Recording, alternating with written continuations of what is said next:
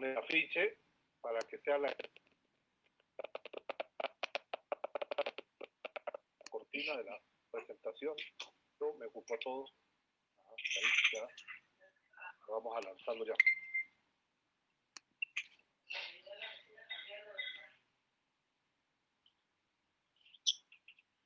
Silenciamos los micrófonos, ¿sí? Sí, por favor, cuando comience la conferencia de Catherine, apaguen todas las cámaras para que quede en el centro de grabación. Bueno, voy a lanzar ya. Lo voy a avisar.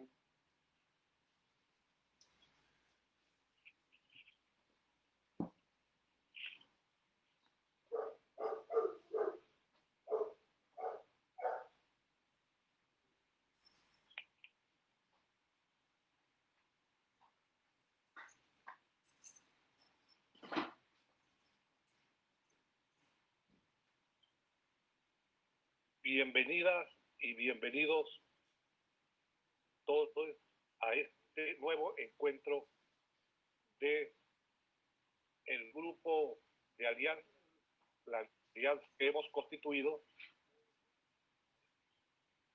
entre tres organizaciones de acción popular docente de América Latina, especialmente la Cooperativa de Educadores e Investigadores Populares histórica de Argentina, el Centro Internacional de Pensamiento Crítico Eduardo del Río Ríos de Michoacán, Zamora, Michoacán, México, y el Centro Internacional Otras Voces en Educación, que tiene equipo en varias ciudades, pero que fundamentalmente despacha desde Caracas, Venezuela. En esta oportunidad contamos con el honor de tener como ponente a Catherine Walsh. Ya le vamos a hablar un poco de Catherine, pero antes queríamos comentarle algunas de las actividades que tenemos dentro de esta alianza popular académica que hemos establecido. A partir de la próxima semana, desde los lunes, estaremos sistematizando la experiencia de los gremios y los sindicatos de América Latina, haciendo una entrevista a cada dirigente o destacada dirigente de algún gremio o sindicato de la región. Comenzaremos el lunes con una entrevista a Fernando Ábrego, secretario general de ASOPROF, la de profesores de la República de Panamá. Los días martes tenemos un conjunto de seminarios que hemos denominado La Otra Política, y es fundamental de un conjunto de debates que procuran actualizarnos sobre las perspectivas del debate del movimiento social, las organizaciones políticas, gremiales en la región y el mundo. Los días miércoles, pero los días martes ya tuvimos la primera con Córdoba y la próxima semana estaremos con Noan. Y el día miércoles es el conjunto de la educación. Arrancamos la anterior con una conferencia de Boaventura de Sousa Santos y esta semana continuamos con esta conferencia de Catherine Walsh. El día jueves estamos impulsando un conjunto de mesas de debate donde un conjunto de compañeras y compañeras del movimiento social emergente nos van a relatar, nos van a enseñar cómo están dando las resistencias desde sus territorios. Arrancamos mañana jueves con la mesa de otras voces feministas, con 6 muy importantes de la región, a aprender de ese feminismo que lucha, de nuestro feminismo que lucha contra la herencia patriarcal en la región. Y los viernes ya tenemos 2 meses y continuamos en la tarea que son el Grupo de Contacto Internacional, un espacio de debate, de reflexión entre organizaciones sindicales y gremiales de la región. Los contenidos de las charlas y los escenarios de los días martes y miércoles formarán parte de los procesos de formación de la maestría en Ciencias Sociales con énfasis en políticas educativas contemporáneas que adelanta la Facultad de Humanidades de la Universidad de Panamá. Asimismo, el Vicerrectorado de Extensión de la Universidad de Panamá certificará la asistencia con certificado de asistencia a aquellos compañeros y compañeras que nos acompañen en un 70% de las actividades de los seminarios en este ciclo que continuará hasta la primera semana de diciembre de este año. Pues, sin más preámbulo, vamos a dar bienvenida a la compañera Catherine Wells. Catherine es una intelectual militante involucrada durante años en los procesos de justicia y transformación social. Su militancia tomó forma primero en los Estados Unidos, donde, entre otras experiencias, trabajó con colectivos y comunidades puertorriqueñas, latinas, haitianas, asiáticas, en la lucha por los derechos lingüísticos, educativos y culturales. Participó en procesos de educación popular, compartió espacios de colaboración con Paulo Freire. Hace 25 años está radicada en Ecuador como inmigrante del norte al sur, en Ecuador, y básicamente Yala, América, tiene una trayectoria de acompañamientos sociales, especialmente a los movimientos indígenas y afrodescendientes. En los años 90 participó en los debates de educación indígena, en la actualización de universidades indígenas y el trabajo de pensar, hacer del proyecto político epistémico de la interculturalidad y sus entrelaces con la plurinacionalidad. Lanzando este proyecto a lo largo de muchos años, varios escritos y espacios de colaboración con organizaciones, comunidades e inclusive como asesora de la Asamblea Constituyente Ecuatoriana entre los años 2007 y 2008. Catherine, junto a Juan, el movimiento afroecuatoriano, formaron en el año 2002 el Fondo Documental Afroandino, el archivo oral y visual más grande en América Latina de la memoria colectiva afro. Así, con Juan García y otros intelectuales, activistas y educadores del movimiento afro, ha participado en el desarrollo de materiales y espacios de acción con respecto a la educación propia, la etnoeducación y los derechos ancestrales. Aunque notifica como académica, Catherine ha sido profesora universitaria por casi 40 años, los últimos 22 en la Universidad Andina Simón Bolívar en Quito, donde actualmente es profesora distinguida, además de directora del Doctorado de Estudios Culturales Latinoamericanos, programa reconocido en la región por su enraizamiento en las luchas y pensares del sur y por su perspectiva y praxis. Catherine es autora de centenares de artículos y libros, es además conferencista y profesora invitada en los 5 continentes y forma parte del grupo fundador de la modernidad de colonialidad, además de primer grado de la escuelita zapatista. Sus intereses hoy están ligados a las pedagogías coloniales entendidas como prácticas insurgentes, a los gritos, grietas y siembras de reexistencia en los tiempos actuales, violencia, guerra y al más allá de los binarismos de género. En el año 2019, Catherine recibió el premio France Trayectoria de Vida de la Asociación de Filosofía Caribeña. Bienvenida, es un honor para nosotros contar hoy con la presencia de Catherine Walsh. Bienvenida. Muchas gracias, Luis. Muchas gracias a todo el equipo de organizadores de este evento. Y muchas gracias a todos ustedes por su presencia. Tengo que decir que hablar por pantalla me parece muy difícil y muy incómodo en esos momentos, particularmente cuando la realidad que estamos viviendo es y está encarnada. La sentimos, yo siento, y me imagino que ustedes también, en sus cuerpos, en las almas y corazones. Junto con la separación física, yo no hablo del distanciamiento social, sino de separación física, pero también el desmembramiento de la fuerza humana colectiva social. A no poder ver sus ojos, de tocarles de mano, de abrazarles, o conmoverme con el calor grupal y individual es bastante desconcertante. Más preocupante todavía es saber que esta exigencia de lo virtual forma parte constitutivo de la guerra de despojo, la guerra de colonialidad y capital global que está en pleno desarrollo. Constitutivo, sin duda, de la guerra de despojo, de colonialidad, de capital global que estamos viviendo. Es una guerra en el cual el proyecto, efecto de COVID, de este COVID-19, es una herramienta, tal vez la más tenaz, pero no la única, para romper el tejido social y destruir todo. Seres, conocimientos, territorios y modos de pensar, conocer, existir y vivir que impiden su camino. Creo que ustedes saben lo que estoy diciendo, ¿no es cierto? Y también saben del significado en sus cuerpos, contextos y territorios.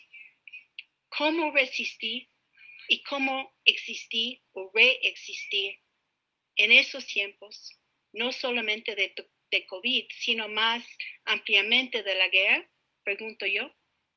Esa es mi pregunta, preocupación concreta, real, central. Entonces, empiezo con las grietas. No sé si Luis puede poner una imagen que compartí con él sobre unas grietas. Sí. Hablo de las grietas como mi localización.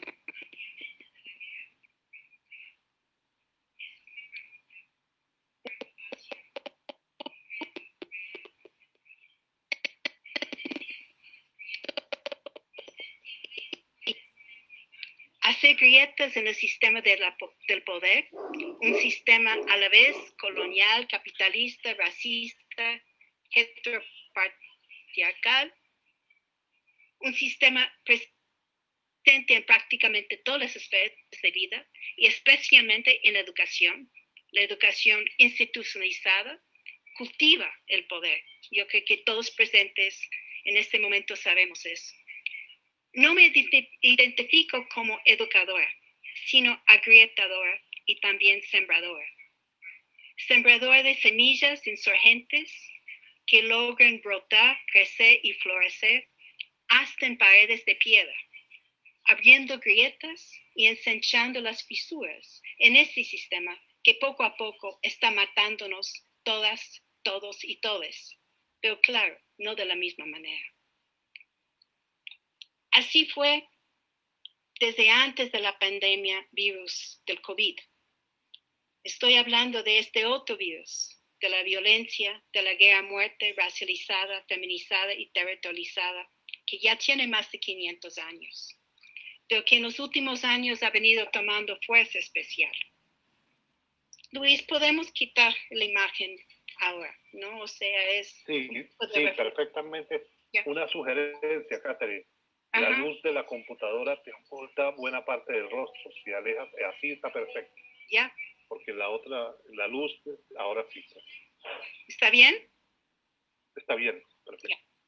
Entonces, lo que estaba diciendo, que este virus empezó antes de COVID. Es un virus de violencia, de guerra a muerte, que es racializada, que es feminizada, que es territorializada, y que ya tiene más de 500 años. Pero en los últimos años ha venido tomando una fuerza muy especial, eliminando jóvenes de barrios urbanos, activistas, mujeres que se atreven o que nos atrevemos a hablar, y eliminando líderes y lideresas indígenas, afros y campesinos.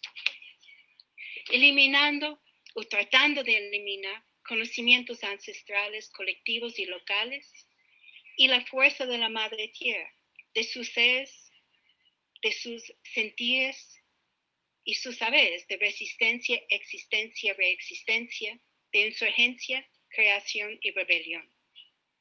Con la pandemia de COVID, la matriz colonial de poder está, sin duda, tomando nuevas aristas, nuevas formas de violencia, vigilancia y control, pero también de militarización y de neoevangelización. Con el COVID vienen nuevas estrategias, sabemos eso muy bien, nuevas maneras de asegurar el individualismo, la indiferencia, el miedo, el silencio, el silenciamiento, la exclusión, la pacificación y la no acción. Como bien sabemos, la pandemia ya es parte misma de esta matriz de poder. Facilita el avance del extractivismo, la codicia del capital y la exterminación de todas y todos y todes que oponemos, obstaculizamos y simplemente destruimos, o sea, queremos disturbar su avance. El COVID ya es componente del virus, de violencia, guerra, muerte racializada, feminizada y territorializada, cuyo efecto final es el despojo total y la desexistencia, bien pensada y bien controlada. Regreso a las grietas y pregunto, ¿cómo movernos dentro y entre las grietas? ¿Cómo abrir grietas y extender y ampliar las fisuras? ¿Y cómo reajustar nuestras miradas para ver desde y por medio de las grietas? ¿Cómo mantenernos vigilantes, asegurando que las grietas no van cerrándose? Y que ellos, es decir, esos de poder, que tenemos una larga lista, sabemos quiénes son, que quieren tapar y parchear o parchean esas grietas o simplemente eliminan su posibilidad de existir. Y cómo en esos tiempos de virus y pandemia encontrarnos en las grietas y desde ahí caminar la insurgencia y tejer pedagogías que hacen agrietar y a la vez sembrar. Esas son algunas de las preguntas encarnadas, las múltiples preguntas mías por el cómo, o los cómo, que invaden, que guían mi ser, mi sentir, mi pensar, mi hacer y mi actuar. Entonces, ahora algo sobre las insurgencias. Aprendí, tal vez como muchos y muchas de ustedes, a resistir. Aprendí eso hace un montón de años. Una resistencia en contra del sistema y sus múltiples y variadas prácticas de violencia y de poder. Sexista, machista, racista, clasista, capitalista, colonialista, militaristas, disciplinistas, extractivistas, escolaricistas, cientistas y educacionistas, que todos que pretenden clasificar, controlar y ordenar seres, saberes, sentires y la naturaleza y la existencia mismas. Como muchos y muchas de ustedes, he sido parte de colectivos, de movimientos que han hecho la resistencia, el no en la edad grande, como oposición defensiva y reactiva y como proyecto y praxis central. ¿Cuánta energía hemos gastado y seguimos gastando en la protesta? La que resta energía muchas veces para la propuesta. No estoy diciendo que dejamos de resistir. De hecho, la resistencia hoy tiene una importancia particularmente central. Pero pregunto, ¿cómo concentramos no solo en la resistencia, sino también en la reexistencia? En la apuesta no solo en contra, sino también para y por. En posturas, procesos y prácticas creativas y propositivas que interrumpen, transgreden y intervienen, que proponen, construyen y afirman otros modos otros de pensar, saber, ser, estar, de existir y de vivir. Eso es lo que entiendo y propongo como insurgencia o insurgencias. No estoy hablando de la insurgencia guerrillera, aunque tal vez en unos momentos es opción, sino estoy hablando de los actos, de las acciones de creación, construcción y afirmación, nuestras y nuestros, de la gente, de pueblos y comunidades. Estoy pensando en insurgencias políticas epistémicas, es decir, de conocimientos, de existencia y en la praxis insurgente que siembra esperanza y avanza proyectos colectivos de vida, a pesar de esos virus de violencia, despojo, guerra, muerte, de desexistencia y exterminación. Pienso, por ejemplo, en las insurgencias que promueven el trueque comunitario esos tiempos de COVID y las guardias comunitarias en muchos lugares. En la solidaridad comunal en varios territorios marginales urbanos, en la favela que cuida favela. Pienso en las insurgencias que afirman la medicina y conocimientos ancestrales, incluyendo de las parteras, las sanadoras y los sanadores, como fue el caso del Taitamaya Domingo Choche, quemado vivo por jóvenes indígenas evangélicos la semana pasada por su brujería. Pienso en las insurgencias de las mujeres que lideraron y organizaron de manera muy alta el gran levantamiento en Ecuador el octubre pasado, y las mujeres que siguen y que seguimos construyendo procesos de confrontar la violencia y muerte y afirmar la vida. Pienso en el palabrandar, que inicialmente dio base organizativo del tejido de comunicación de Cauca y ahora forma parte del hacer andar de palabras, de reflexión y acción de resistencias y autonomías entre pueblos y procesos de lucha, desde Patagonia a Canadá y más allá, que es Pueblos en Camino. Pienso en las insurgencias del movimiento de mujeres de Kurdistán que hacen construir autonomía, vida y libertad. Pienso en los normalistas mexicanos de Ayotzinapa. Algunos todavía pensamos con ellos que siguen vivos. Pienso en las insurgencias de muchas maestras y maestros de toda América Latina Abayala, que antes del COVID y hasta ahora siguen construyendo y caminando procesos de aprender a desaprender para reaprender, así recordando la expresión de los sabios afroecuatorianos Abuelo Zenón y Juan García Salazar. Procesos centrados en el cimarronaje, que es simultáneamente desobediencia, vida, libertad.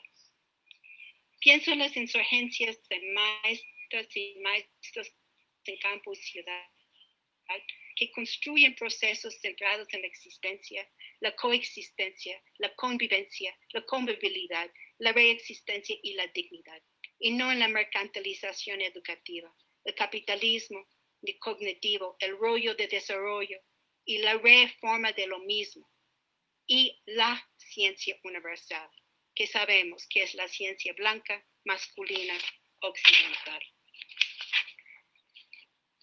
También estoy pensando en las insurgencias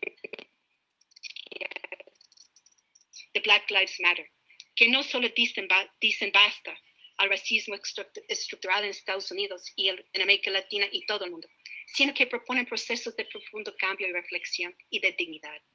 Las insurgencias en este sentido son acciones, procesos, prácticas y praxis de personas, de movimientos, de colectivos, de pueblos y de comunidades, que luchan desde las márgenes, desde los bordes del sistema, pero también desde su interior, insurgiendo, creando, construyendo y afirmando modos de ser, de estar, de pensar, de saber, de aprender y vivir que agrietan la matriz de poder colonial y engendran y caminan proposiciones, posibilidades y horizontes descolonizadores de praxis y de pedagogía decolonial.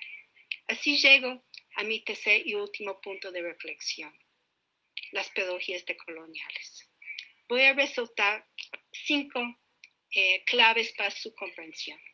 La primera y tal vez la más abarcadora tiene que ver con el cómo, con los cómo, para usar la expresión que aprendí del compañero de lucha, amigo y maestro mexicano René. Preguntar por y preocuparnos con los cómo es preguntar por y preocuparnos con los procesos y prácticas, las pedagogías como metodologías del hacer. No es lo mismo preguntar qué hacer que cómo hacer.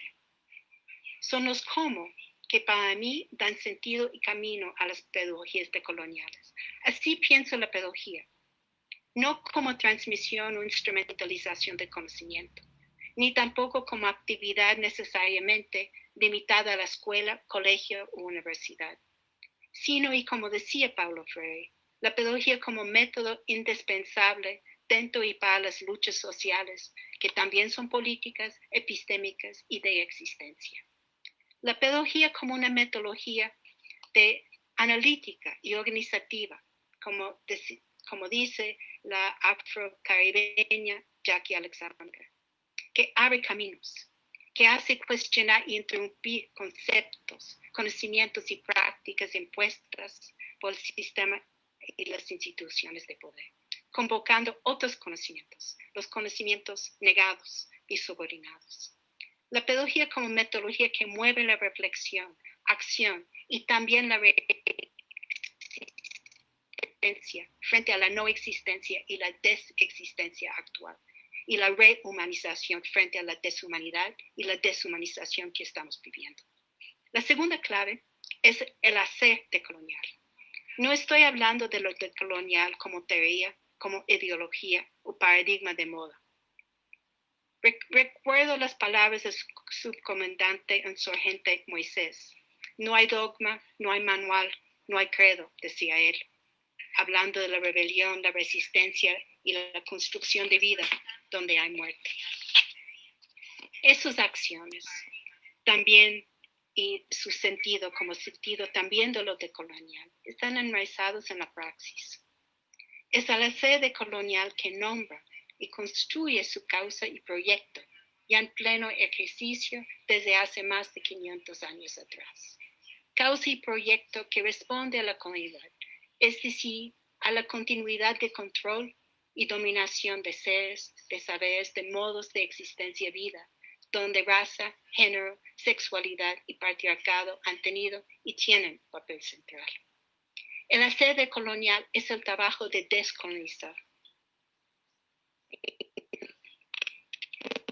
a nuestras mentes y también a nuestras nociones de pedagogía y de metodología, de pensar desde y con luchas, proyectos, procesos y prácticas continuas, incluyendo el pensamiento encaminado hacia modos otros, de pensar, de conocer, de ser, estar, sentir, vivir y también de amar. La tercera clave que quiero mencionar es la pluriversal, no universal, sino pluriversal. Las pedagogías decoloniales están localmente y pluralmente situadas. Se construyen en contextos concretos. Su hacer y sus prácticas son de sujetos, sujetas, actores y actores también concretas y situadas. Son desinstitucionales, no institucionalizables, aunque se pueden construir en lugares y espacios de la llamada educación. Ponen en tensión y cuestionan las instituciones sociales, incluyendo el Estado. Toman forma en y desde condiciones y realidades locales, situadas y encarnadas, frente a estructuras de opresión, aunque compartidas, por ejemplo, el racismo y el heteropatriarcado, no siempre vividas y luchadas de manera igual. Pienso, por ejemplo, en los feminismos, en plural, en sus enraizamientos en maneras distintas de estar en el mundo, con condiciones y realidades de existencia y vida distintas. Así las prácticas pedagógicas, metodológicas de la hacer decolonial feminista, con o sin esta palabra feminista, son también distintas. Si estamos hablando de los procesos de mujeres negras del campo o mujeres negras de la ciudad, de mujeres indígenas, de mujeres campesinas, de mujeres trans y mujeres blancas mestizas urbanas. Pluralidades que se expanden más si hablamos de condiciones de empobrecimiento, de encarcelamiento y violencia familiar. Y de formas de ser, estar, saber, sentir, pensar y vivir que la modernidad y las ideologías occidentales hacen invisibles o prefieren negar.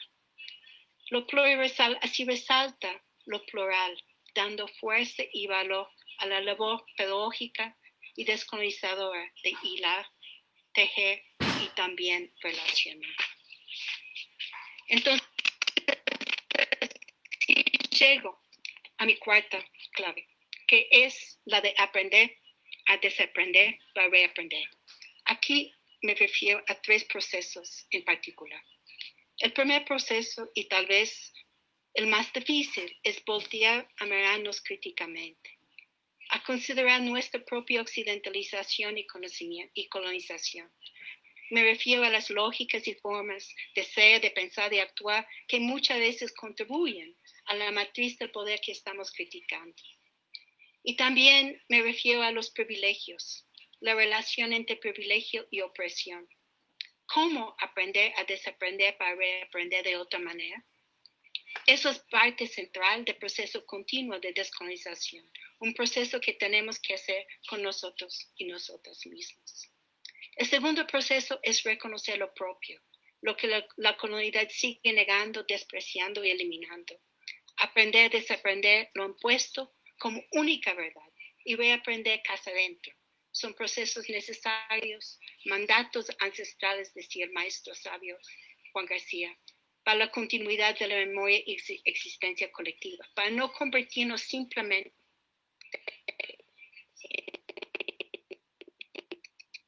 en el maestro Juan.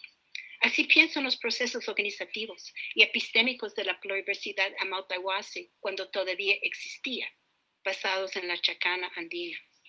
Pienso en los procesos de una maestra afro-baiana de Brasil, a usar la capoeira para reorientar el aprender en su escuela. En las prácticas cimarrones y quilombolas de maestros y maestros en muchos territorios afros, y los procesos de construcción colectiva de conocimiento, incluyendo socioproductivas. Pienso en cómo una amiga de una feminista otavaleña hace que la práctica ancestral de bordar toma forma como pedagogía y metodología para aprender a desaprender entre mujeres la violencia de género y reaprender desde y con la fuerza ancestral femenina. Y pienso en los procesos liderados por una amiga, Kosakura, que creo que está escuchando, en un colecto trans-drag de aprender a desaprender el binario de género para reaprender desde la fluidez característica de los Andes y Abayala. El tercer proceso es aprender a desaprender para reaprender desde y con. No estudiar sobre comunidades cuyas lógicas o perspectivas son distintas, ¿no? Y también de desaprender la unicidad y la universalidad de las formaciones y desformaciones de la educación institucionalizada y occidentalizada. Aprendiendo desde prácticas epistémicas, éticas y políticas que caminan la interculturalidad crítica y el hacer de la interculturalización. Finalmente, llego a la quinta clave, que es la praxis misma, la insurgencia de agrietar y sembrar. A reorientar las miradas, las luchas, sentipensares, aprenderes y accionares, no desde la totalidad, sino desde sus fisuras y grietas. A poner atención a los huecos de la realidad, percibir desde múltiples ángulos y situarnos juntos y juntes en espacios de creatividad y posibilidad insurgentes, sembrando vida donde está la muerte. Sembrar para ser nuevamente, de ser donde no habíamos sido.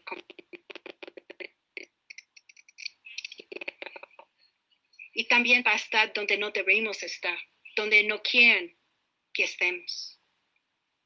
En Cauca, Colombia, donde el asesinato de lideresas y líderes indígenas, afros, campesinos, marca la vida casi diaria. La Guardia Indígena habla sobre las semillas.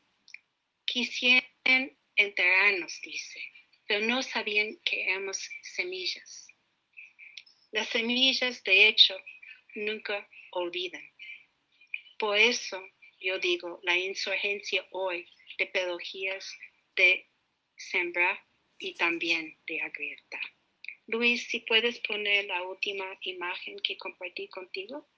Claro que sí, por un momento.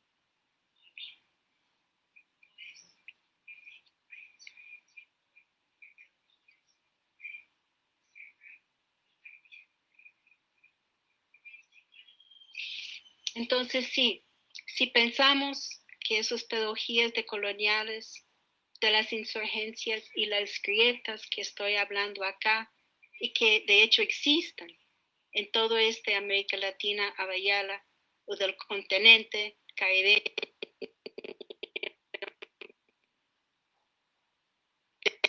dentro y fuera, seguimos agrietando, seguimos sembrando, pero creo que hoy, en esos momentos actuales que estamos viviendo, con este virus de COVID y este virus de violencia, de despojo, de desexistencia total, es cada vez más importante pensar en esos procesos de sembrar, en esas semillas que nunca se olvidan y siguen creciendo, pero también cómo podemos juntarnos y juntos y juntas y juntes agrietar.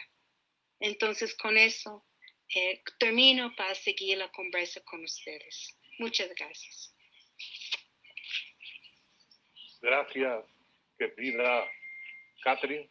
Gracias por este recorrido desde las resistencias, desde las alternativas, de las narrativas desde abajo, para posible pensar en otro destino distinto. Es posible pensar en la ruptura de la opresión, pero es más, ya la ruptura de la opresión se está dando en muchos desde abajo. Esta conferencia está siendo retransmitida, además del portal de YouTube, Otras Voces en Educación, por el Facebook de la Cooperativa de Educadores e Investigadores Populares Históricas de Argentina y por el Facebook Nacional de Pensamiento Crítico Eduardo del Río Ríos. Solo en el YouTube Otras Voces van 1.400 personas en vivo siguiendo, números similares en los Facebook de la CEI y de Simper, que muestra la enorme importancia del pensamiento de Catherine y cómo el movimiento social se devalora. Además, retransmiten este seminario desde Colombia, la red Cabilando, la red de radios comunitarias de Cabilando, desde México, desde Oaxaca también, la sección la CENTE de Oaxaca, igual que el Centro de Investigación e Innovación Sindical de la CENTE de Michoacán, entre otros.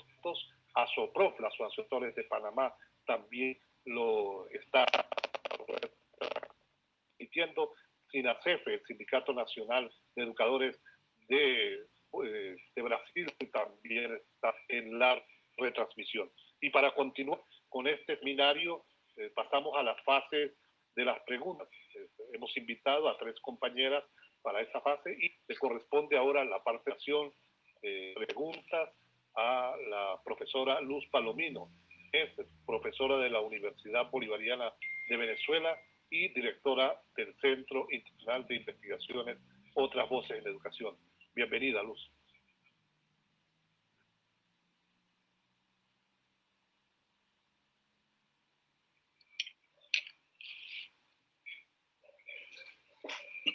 Está silenciada, Luz. ¿No se escucha, Luz? Micrófono, Luz. Listo. Gracias, Luis. Gracias, Catherine, por compartir con nosotros tus reflexiones. Están llenos de Dios, de parte de todo el equipo organizador, de quienes nos escuchan, de quienes nos siguen. Gracias por tus palabras y por tiempo. Sin lugar a dudas, debemos reinventarnos y transformarnos del hacer pedagogía en práctica. Te comento que nuestras redes sociales y nuestro YouTube está lleno de comentarios, de reflexiones y de mensajes y de agradecimientos. En esta segunda parte, 3 compañeras del equipo te formularán algunas preguntas. Comenzamos, profesora Sandra Gallo, quien es educadora popular, trabajo social, integra Canoa Hábitat Popular, integra el colectivo SEAL de Argentina, es profesora y extensionista en la licenciatura de Trabajo Social de la Facultad de Ciencias Jurídicas y Sociales de la Universidad Nacional del Litoral, Argentina. Profesora Sandra, la palabra. Y buenas tardes, ¿cómo estás? Bueno, muchísimas gracias, Catherine, por tus aportes.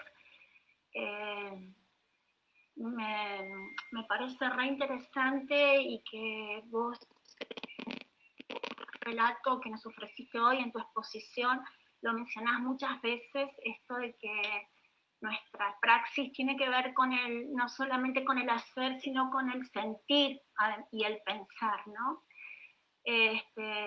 Retomando algunas cuestiones que otros educadores populares también de Latinoamérica lo han planteado, ¿no? El sentir pensante, pero lo pienso porque muchas veces nosotros trabajamos y sentimos muchas cosas y no sabemos cómo traducirlo y siempre creemos que hay que traducirlo racionalmente para hacer, ¿no? Entonces eso me pareció sumamente interesante en tu relato.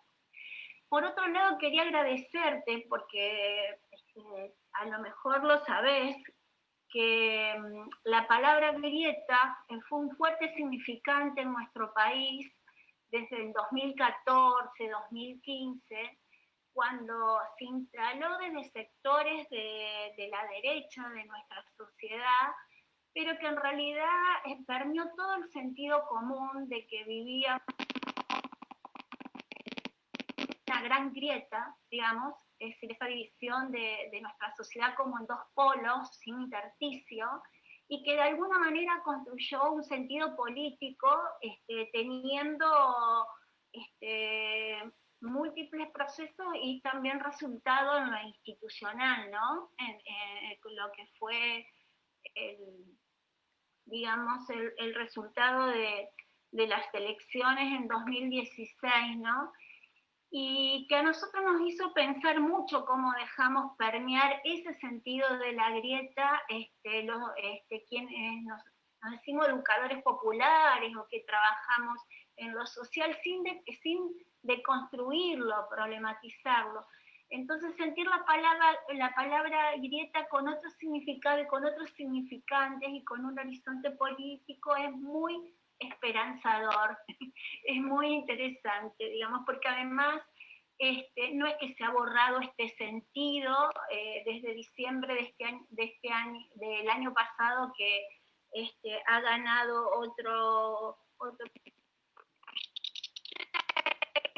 otra línea en nuestro país, ¿no? De otra idea de país.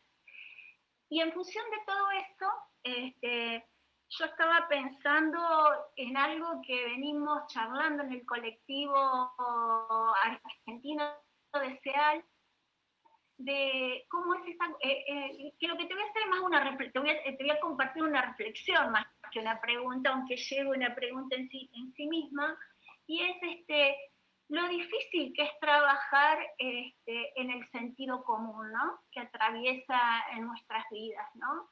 Sobre todo en la vida cotidiana. Vos tenés todo un planteo en el marco de la desinstitucionalización de trabajar desde abajo, ¿no? Y todas las experiencias que nos nombraste y nos referenciaste tienen que ver con eso, ¿no? La grieta localizada y desde abajo, también con un planteo de ir uniéndolo, ¿no?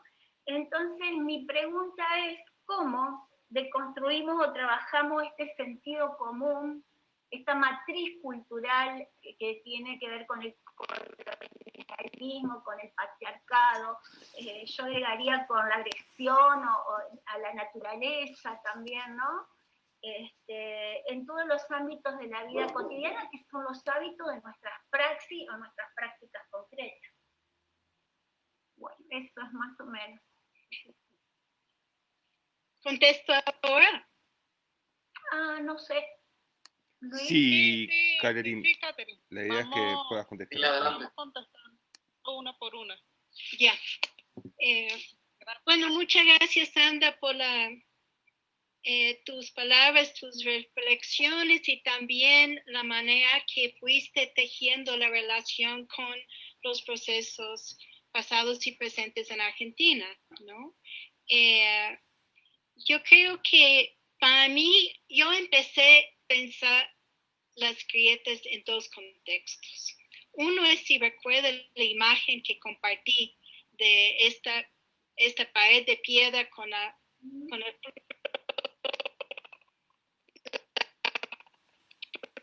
afuera de mi puerta.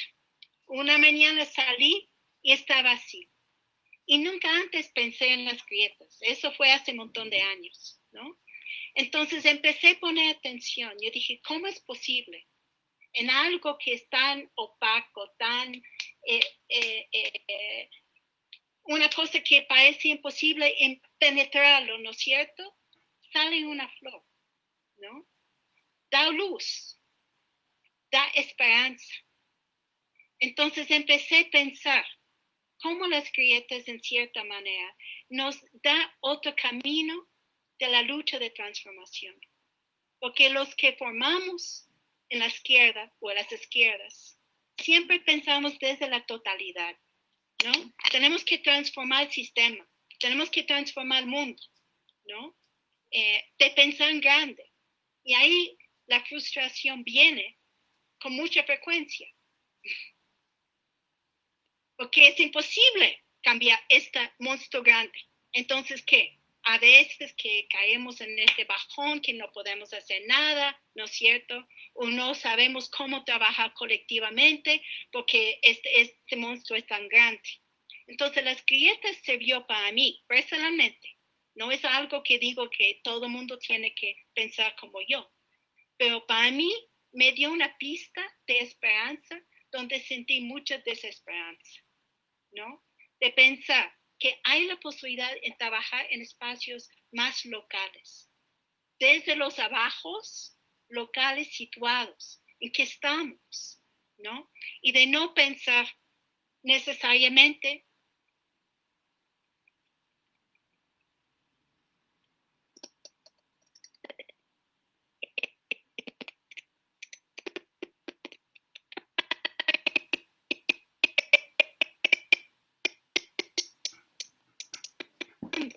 no es cierto. Yo creo que eso es en parte, o sea, yo digo, de construir un sentir común, no sé, porque yo mantengo este argumento de lo pluriversal y no lo universal, porque creo que muchas veces la formación o desformaciones que hemos tenido en las izquierdas apunta a lo universal, hasta que a veces la teología crítica apunta a lo universal, ¿no? La teoría crítica igual.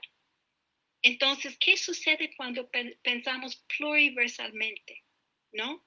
Sobre todas esas pluralidades que también nos da algo de ir hilando, tejiendo, conectando, relacionando, pensando conjuntamente, pero no colapsando a buscar un sentido común. Las grietas, de hecho, no son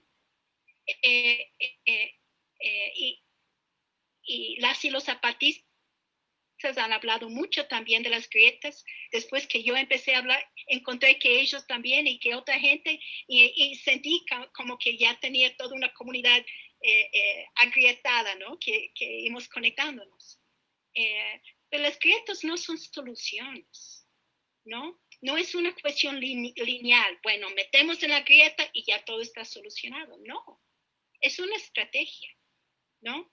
Es un momento de espacios de lucha donde tal vez no estamos simplemente en contra del sistema, sino construyendo algo distinto que necesitamos en esos momentos. Pero la manera que las grietas de la lucha de ustedes ahí en Argentina, ¿no? Y de la educación popular allá, se conecta y comunica con lo que sucede en Ecuador, lo que sucede en México, lo que sucede en Brasil, en otras partes, es central, ¿no? Porque ahí podemos ver que esos grietas son múltiples, ¿no? Y quitan la permanencia, la no movilidad de este espacio de la totalidad. Estamos moviéndolo, ¿no? Entonces, para mí, eso es lo que sirve de las grietas. Es una apuesta que nació dentro de mí por esta necesidad de sentir una posibilidad de esperanza frente a la desesperanza, muchas veces total, pero de también encontrar que mucha otra gente también está metida en este espacio de grietas y este trabajo, este praxis, sí, del hacer, pero también, como tú dices, Sandra, de sentir y pensar, ¿no es cierto?, en la grieta, de dejar también salir de manera sentipensante, pero también la forma espiritual, ¿no? Por eso yo creo, y termino con eso, es muy importante pensar que la lógica que estamos hablando hoy no es la lógica de reproducir la teoría crítica occidental, sino de abrirnos de otros modos de pensar que existen aquí en Abayala, como también en otros espacios del mundo, y han sido negados, ¿no? Subordinados, invisibilizados históricamente. Entonces, ¿cómo abrimos esta forma de pensar? Que tal vez permite también reinventar la palabra crítica en esos momentos. Realmente, ¿qué estamos hablando? ¿No? Muchas gracias, Sandra. No, a ti, muchas gracias, Catherine.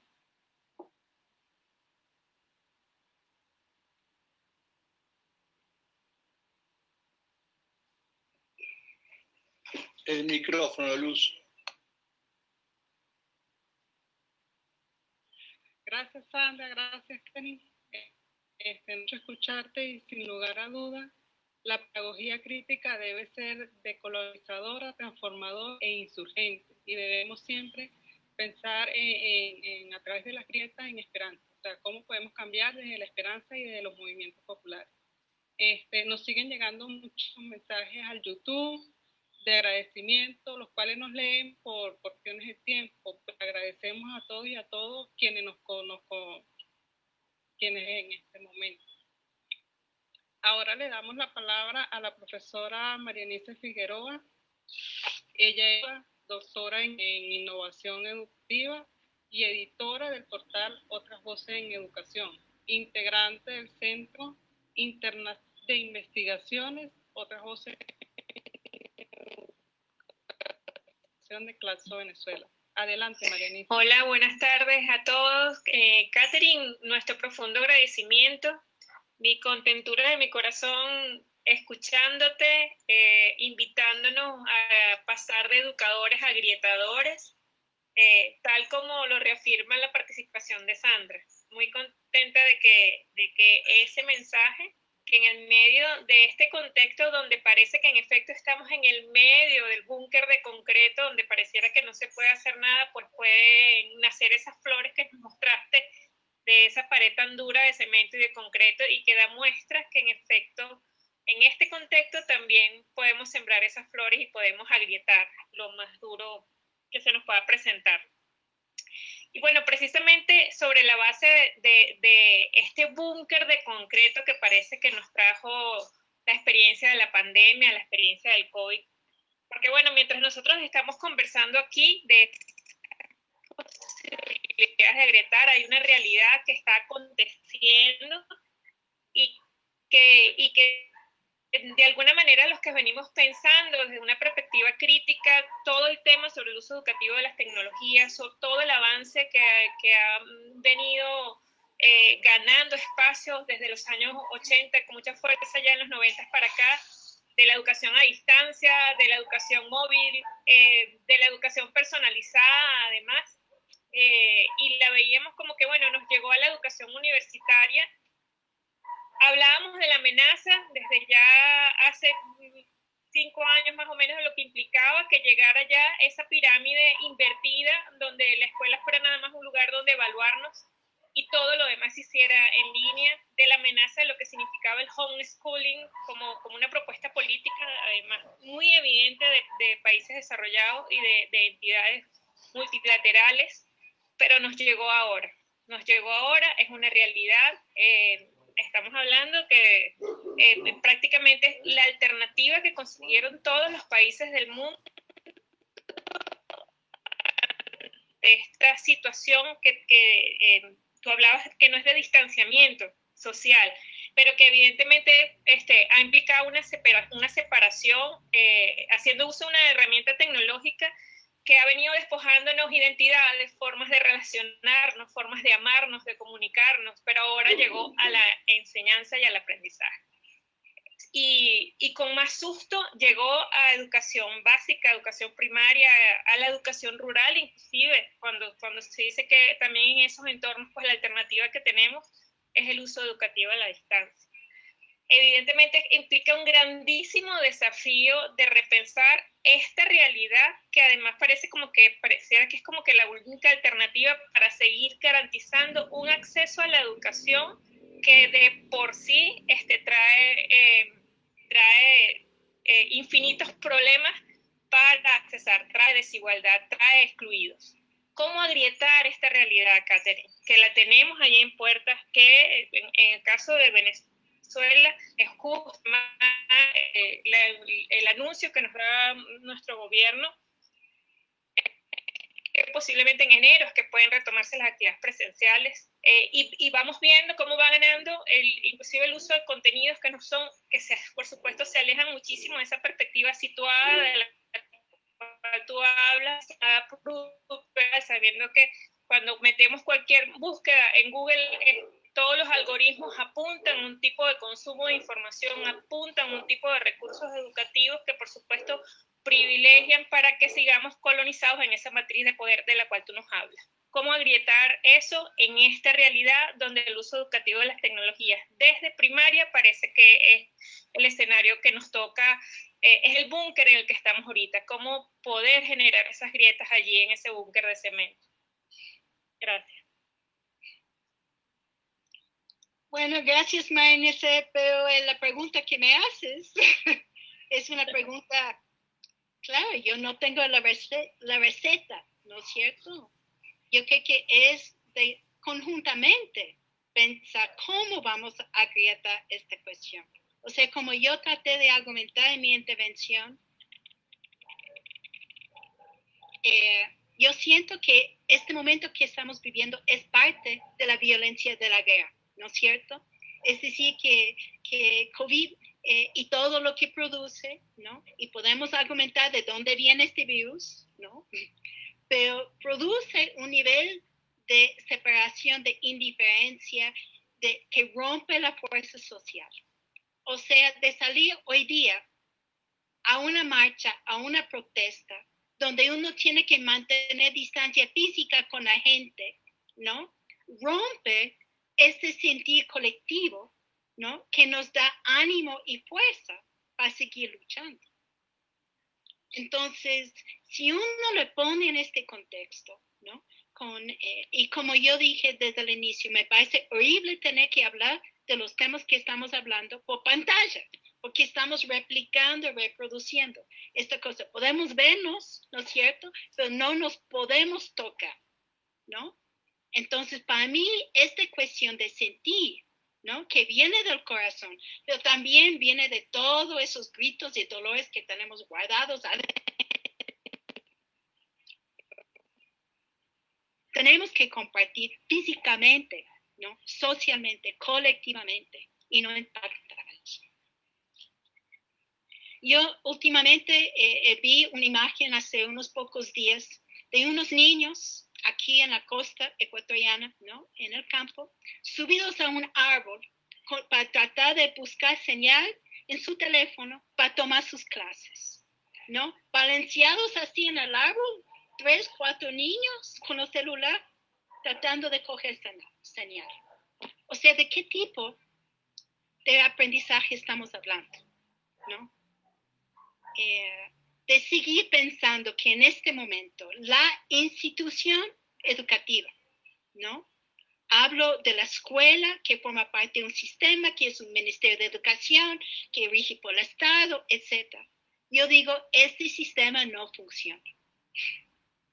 No funcionó antes de este virus y peor aún hoy, ¿no? De seguir pensando que hay un currículum establecido, que las maestras, los maestros tienen que seguir, ¿no? Y seguir.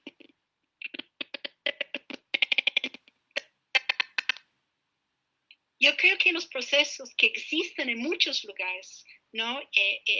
Y que al inicio, antes empezamos la conexión con YouTube, estaba hablando con Fernando Lázaro, ¿no? De los procesos en Argentina, de esas escuelas tomadas, recuperadas. Yo creo que tenemos que repensar hoy cuáles son los procesos de aprendizaje, ¿no?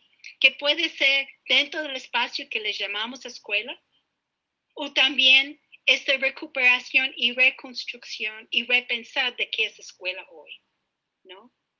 De juntarnos en un barrio, en una comunidad, en un espacio, entre varios, ¿no? Buscando cómo aprender y qué queremos aprender hoy, es un proceso, ¿no? Conozco que en Oaxaca han venido haciendo eso hace tiempo, ¿no? Un grupo de maestras y maestros saliendo del sistema para construir sus propios procesos. Yo creo que eso es lo que estamos un poco enfrentando.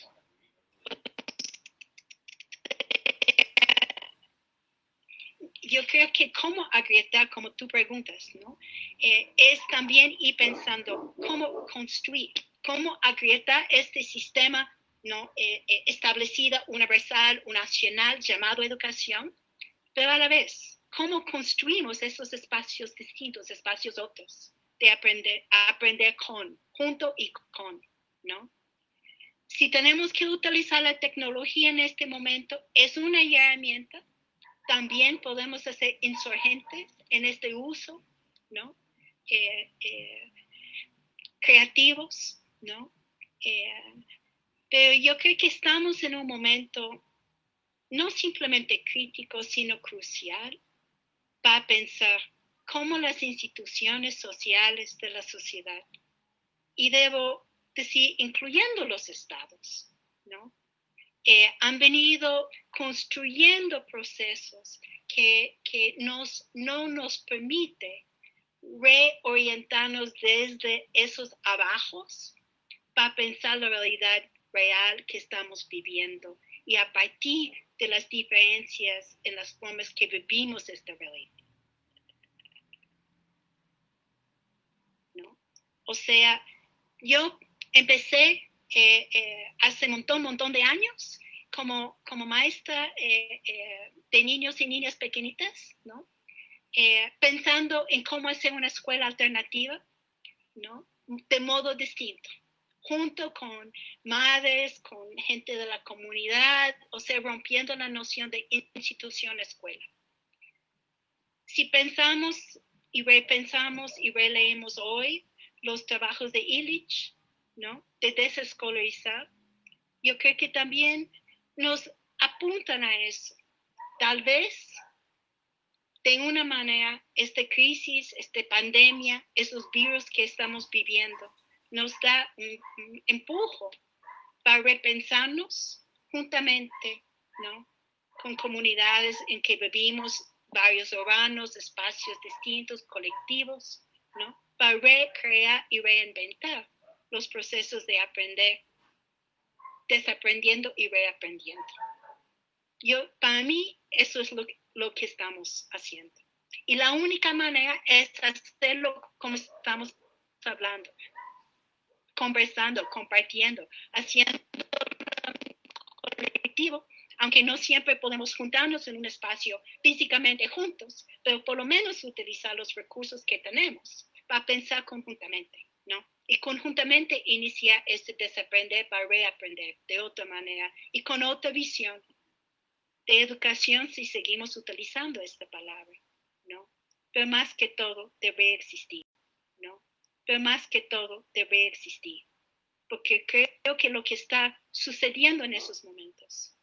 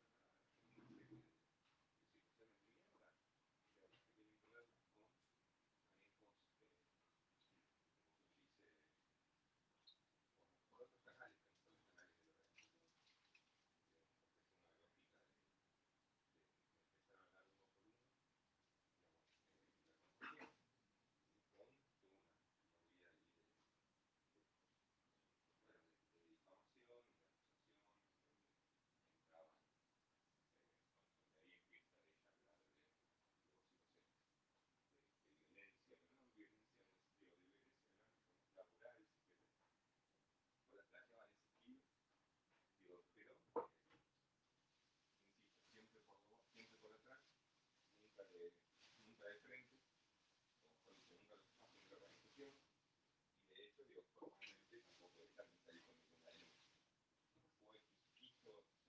Fue quiso, se acercó al sindicato para ver si, para que la aconsejara y la asesorara, y el sindicato le explicó muy claramente que no había nada que pudiera demostrar ninguna situación de violencia. Por lo cual, eso, digo, eso sucedió, digo. Eso no. A ver, aguardame un segundo. ¿Te puedo llamar en un segundo? Te llamo en un segundo. ¿Se cortó ese? ¿Qué pasó?